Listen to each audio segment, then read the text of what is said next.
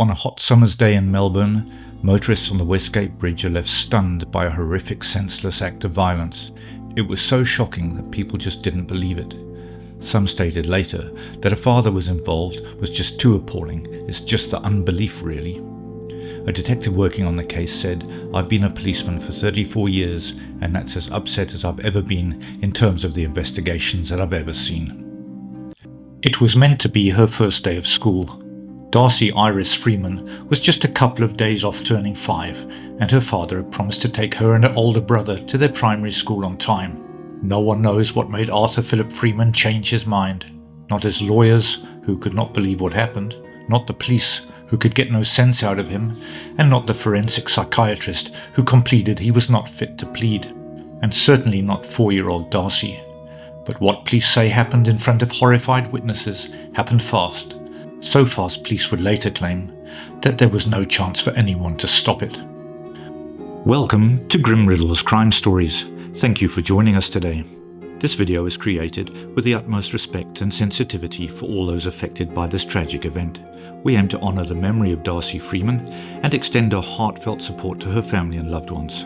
As always, viewer discretion is advised. Our story today is a tragic and high-profile case from Australia, highlighting the severe consequences of domestic disputes and mental health issues. This is the horrific and heartbreaking case of 4-year-old Darcy Freeman. Darcy Freeman was the daughter of Arthur Freeman and Peter Barnes. As described by her family, Darcy had a very determined nature. She displayed a strong will and stood up for everything she believed in. She loved both of her brothers, but particularly adored her older brother Ben. She had a passion for music, and Timey Kangaroo Downsport was one of her favourite songs. Darcy enjoyed playing with her brothers and cousins, and she could spend hours playing on her trampoline with everyone. Darcy's parents had separated, leading to a contentious custody battle. January 29, 2009 was supposed to be the biggest milestone of Darcy's short life. Her first day of school at St. Joseph's Primary School in Hawthorne, the same school her older brother Ben, aged 6, attended. In the lead-up, Darcy, Ben and their baby brother Jack enjoyed a holiday with Freeman's parents at Aireys Inlet. While their grandma and granddad kept them occupied through the stifling pre-Black Saturday temperatures on January the 27th and 28th, the children's parents were at a Melbourne court negotiating changes to custody arrangements and a financial settlement to coincide with their divorce. According to Peter Barnes, Freeman seemed happy with the outcome when they eventually parted ways late on the Wednesday. After picking up Darcy and her 2 brothers Benjamin and Jack, Arthur Freeman drove to the Westgate Bridge. In the meantime, Peter Barnes, Darcy's mother, was waiting at the school to be there for Darcy's first day. Although it was not planned, Peter and her mother, the children's grandmother, were waiting outside the school gates to witness the occasion. They watched as the other children disappeared inside. When the bell rang out to signal the beginning of classes that day, Peter phoned Freeman to see where they were. It was 8:54 a.m. His response was, "Say goodbye to your children. Just say goodbye," he told her before hanging up. Frantic, she called back several times. She finally managed to get through once more and said to him, "It's me." He said, "Who is it?" And she said, "It's me." And he said, "You'll never see your children again." Minutes later, Freeman stopped his car on the bridge's emergency lane and got out of the car. He walked to the rear passenger door. His 2 sons, Benjamin 6 and Jack 2, were in the back seat. But it was Darcy who he leaned over and unbuckled. He lifted her and carried her to the edge of the bridge near its highest point. Freeman walked to the edge of the bridge and, to everyone's horror, lifted his daughter over the railing and let go. Darcy fell past the railings, past the line of cars, past the pylons. She hurtled 58 metres into the murky waters below. Her father then got back into his car and he drove off. Frantic motorists called the police. Hello, I've just witnessed a man throw a child over the Westgate Bridge. Thrown a child, did you say? Yes, blonde hair and a ponytail. Ambulance and the media first heard or received calls to respond, they all thought there must have been a mistake. A man had thrown his young daughter off Melbourne's Westgate Bridge 58 metres into the water below. Sarah Farnsworth, an ABC journalist at the time, said that the feeling in the newsroom was disbelief, that it must be a mistake, must have been a doll or something like that. We thought it would all be cleared up in an hour or so. Steve Clark, a detective inspector from the homicide squad at Victoria Police, remembers, When I got the call, I thought, this can't be right. It just can't be right. Driving there, I thought all the way that there must be another explanation, but unfortunately there wasn't. That is exactly what happened. Witnesses later told police the child seemed limp. She did not fight. She did not protest. Those who had to deal with what happened next have prayed that maybe she was unconscious or thought it was a game, that she had no idea. Water police got to Darcy first. They dragged the little girl from the water to a spot near a children's hospital. At that stage, she was in a critical condition with internal injuries. Barry Nelson, a motorist who witnessed Darcy's death, remembered Freeman was without any emotion when he saw him on the Westgate Bridge.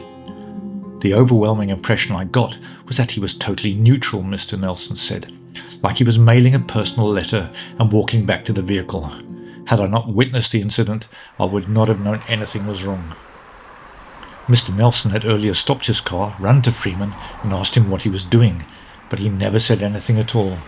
As his wife screamed and cried in the background, Mr. Nelson called the police while watching Darcy floating in the water below. Richard Clyson stopped his semi-trailer on the bridge and saw a boy sitting in Freeman's car, raising his hands and was trying to look at the left-hand side of the car like he was looking for something. Another driver, Michael Piacenti, also called 000. He said he would never forget what he saw that day. I see it every time I drive over that bridge, he said. There was no hesitation of him lifting the child and throwing the child over. There was no reservation or second thought. Police searching for the white Land Cruiser feared a second crime scene, but about 10:30 a.m. they were called to the Commonwealth Law Courts in the city. The building houses the Family Law Court and the Federal Magistrates Court, which also handles family law cases. Security staff there are trained to recognize people in distress. They phoned the police after noticing a man in the foyer crying and shaking uncontrollably. He looked, one said later, like he had had enough. His two sons were clinging to him. He begged security guards, "Can you take my kids for me?" He was having trouble talking. It was his older son who gave the guards the parents' names. When police arrived, Freeman was arrested and handcuffed. Family friends were called to the court to collect the children. With Arthur Freeman now in custody, police had the task of telling Darcy's mother, who had been waiting outside the school. The emergency staff at the children's hospital continued their efforts to keep the little girl alive. When Peter Barnes arrived to see her daughter, sadly she was forced to make a heartbreaking decision. Her injuries were just too severe. She had to tell staff to turn off life support. According to Sarah Farnsworth, she then cradled her daughter till she died. Despite all the efforts of the ambulance and hospital staff, at 1:34 p.m, Darcy Iris Freeman died.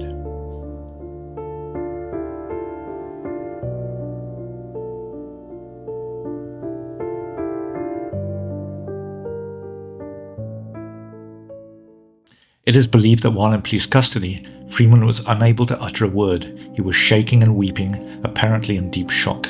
He was charged with murder. The Melbourne Magistrates Court was told by a doctor that he found him unfit for an interview and was concerned he was suicidal. The magistrate, Lance Martin, said he would ensure staff at the Melbourne Custody Centre were advised of his condition and remanded him in custody to reappear on May the 21st. Zelma Rudstein, whose law firm Rudstein Cron Lawyers had acted for Freeman, described him as a devoted and loving father. "It's devastating and unexpected. We're just trying to come to grips with it," she said. "It's very tragic and certainly not anything anyone could have predicted would happen." Traumatized police and paramedics had to receive counselling on the day. On the 2nd of March 2001, 2 years after the murder of Darcy Freeman, Arthur Freeman's trial began. The press and the public were eager to see Darcy's mother, Peter Barnes, who had not yet been seen as she was travelling to attend the trial. Understanding the immense difficulty she faced, the press, in coordination with the police, agreed to film her only once as she left the courthouse. This footage would be the only video shown throughout the entire trial. This unprecedented decision was made out of respect for her privacy, acknowledging her need for space during this incredibly challenging time. We ask that everyone continues to respect the family's privacy. The defence argued that Freeman's actions were a result of a mental breakdown due to the stress of the custody battle. The prosecution, meanwhile, contended that the murder was a premeditated act of revenge against his ex-wife. Chief Crown Prosecutor Gavin Silbert spoke of a man so angry at his ex-wife after the acrimonious divorce, which led to a reduction in his access to their 3 young children, that he resorted to murdering a little girl who unconditionally loved and trusted him. It was telling, he said, that Freeman had made threats against the children to Miss Barnes in the minutes before tossing their daughter to her death. On the first day of court, all eyes were on the man who had so callously thrown his daughter from the bridge. Sarah Farnsworth described how he looked. He arrived at the court looking like this dishevelled, crazy guy. He had crazy hair, and he was later described as a Rasputin-like mad monk kind of image that he portrayed. He was dishevelled, and he just sat in the dock staring gormlessly. In other circumstances, an onlooker might think of him as homeless, had he not been decked out in a suit and tie each day. In court to support him were his loyal parents, Norma and Peter Freeman, who looked frail and beaten. The toll of their son's actions went far beyond losing a granddaughter, yet they attended court every day, so their son was not alone. Across the courtroom sat Peter Barnes, with her parents and other relatives, who withheld any anger they were carrying throughout the 3-week trial. Baby Darcy Freeman looked as angelic as she does innocent in the photographs her family released to the media in the wake of her death. She has a mother's button nose and a father's fair hair. She has a cheeky, mischievous twinkle in her eyes that most 4-year-olds have. Even though Freeman had appeared satisfied with the custody results, to friends he later telephoned that night, he was dissatisfied, angry and upset. The court was not very supportive of fathers involved in custody disputes, he told them. Freeman was desperate to detail the custody outcome to Elizabeth Lamb, a friend in the United Kingdom, with whom he had been romantically involved. In a mild English accent, Miss Lamb told the jury Freeman was very, very upset about the reduction in custody access. He felt that he'd lost them. He was so helpless. He enjoyed being a father of shared care. He loved his children. He loved being part of their life. He felt they had been taken away from him, she said. I felt that, he was having a good cry and that the reality of the situation would settle. It didn't even enter my head that he would harm anybody, she said, fighting back tears in the witness box. What happened in the car on the bridge was told through the eyes of a child, Darcy's brother, Ben Freeman. From a 6-year-old boy who watched his father throw his little sister off Melbourne's Westgate Bridge. Benjamin Freeman said his father dropped Darcy Freeman over the safety barrier, then got back in the car and drove off. He said he told his father to go back and get her, adding that his sister couldn't swim. In a video-recorded police interview that was played to the jury, Ben explained that he and Darcy were sitting in the backseat of Freeman's 4-wheel drive, with their baby brother strapped in a child seat between them, drinking milk from his bottle. Darcy was pulling faces and making shapes with her hands, while Ben tapped his knees like a drummer, he explained. We were driving along the road, and when we got on the bridge we stopped, and then my dad went out with Darcy, and then he threw her over the bridge, Ben said. She didn't even scream on her fall, he told the policewoman. I didn't hear her scream on the way. No, nothing. His dad had told Darcy to climb into the front seat while they were stopped on the bridge, he said. He got out, lifted her up, and then boing, over the bridge. I said, go back and get her, Ben recalled, and then I said, Darcy can't swim. I kept on saying it over and over and over again, and he never did it. Professor Graham Burrows, a psychiatrist of 40 years' experience, testified that Freeman was suffering from a major depressive disorder at the time of the crime. He was psychotic, out of touch with reality, and was in a dissociative state, he said.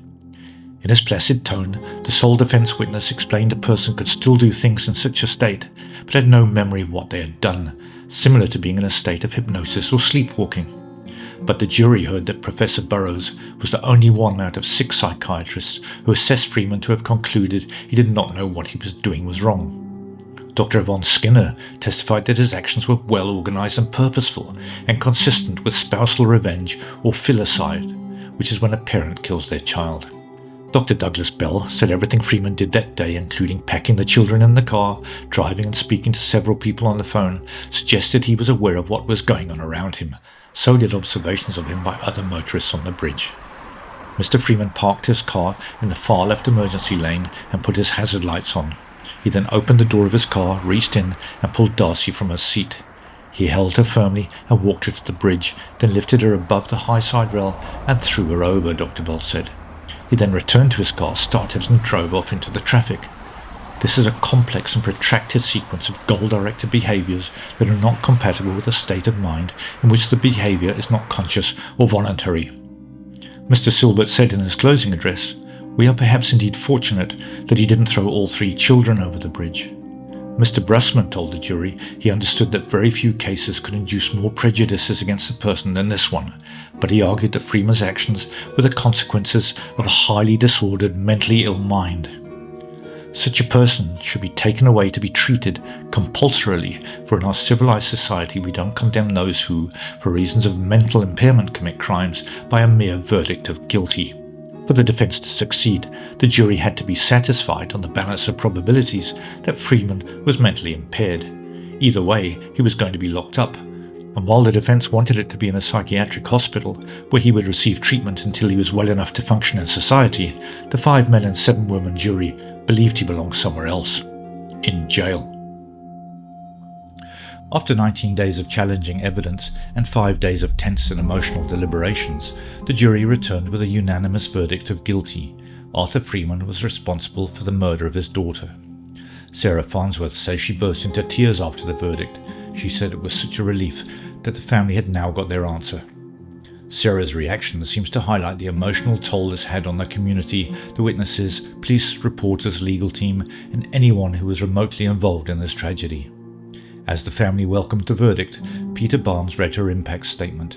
It was read by Judge Paul Coughlin.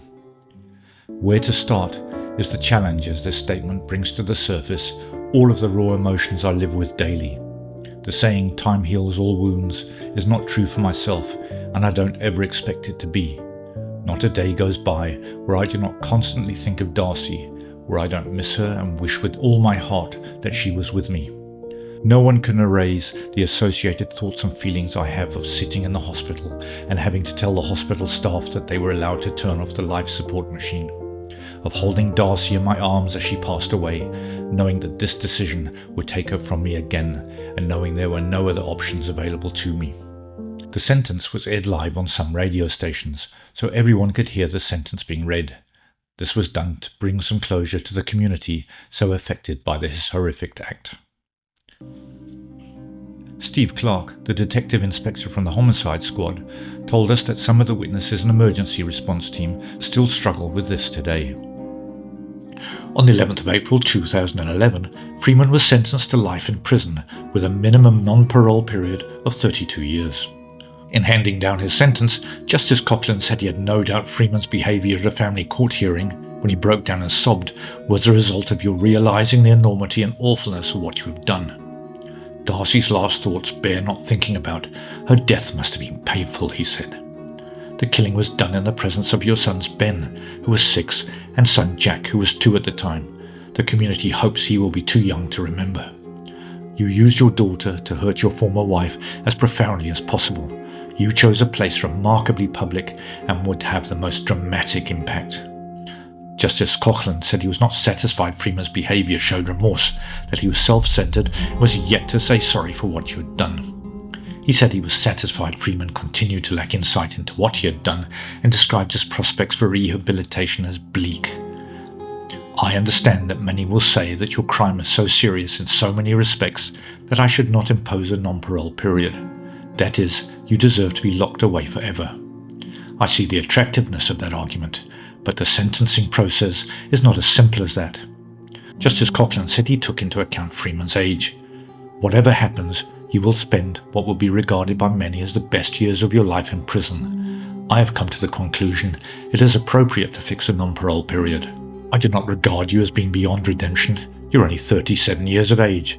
I've had regard to your mental illness, and I've taken it into account in deciding both whether I should fix a non-parole period and deciding what that non-parole period should be. He said Freeman's previous good behaviour, his character references, and the support he had from his family were taken into account. But, he said, one of the very unfortunate features of the case was that others seem to blame themselves for what you have done. They should not. You did what you did. You are responsible for it, and nobody else is. At a later inquest, it was discovered that doctors were warned Arthur Freeman was violent, but did not report him to authorities before he threw his daughter Darcy from Melbourne's Westgate Bridge. The court was read statements from 2 different doctors who said they had been told Freeman was violent. I saw Darcy's mother, Peter Barnes, on the 13th of April 2007, and she disclosed problems with her angry, irrational husband, who shoves and pushes her and is often angry at the kids, one doctor's statement said. The other doctor said Miss Barnes revealed she was concerned about Freeman's violent behaviour and expressed fear that he would harm her children. There are mandatory reporting obligations for Victorian state doctors who are told of suspected child abuse. However, Professor Kelsey Hegarty from the Royal Australian College of General Practitioners told the court the reporting requirements were subjective and neither doctor acted inappropriately. Both doctors said in their statements that Miss Barnes has said that she was dealing with a lawyer and the police, who they assumed were best placed to report the concerns. When they see that lawyers are involved or the police are involved, they often think that safety issues are being taken care of, Professor Hegarty said outside the court. In memory of Darcy Freeman, a vibrant and innocent 4-year-old whose life was tragically cut short, we remember her joyful spirit and delight she brought to those around her. Darcy's infectious laughter and bright smile will forever be etched in the hearts of her family and friends. To Peter Barnes and Darcy's brother Benjamin and Jack, our hearts go out to you. We stand with you, honouring Darcy's memory and her profound impact on your lives. Let us remember Darcy, not for the tragedy that befell her, but for the beautiful moments she shared with those she loved. Thank you for watching. Please like, share and consider subscribing.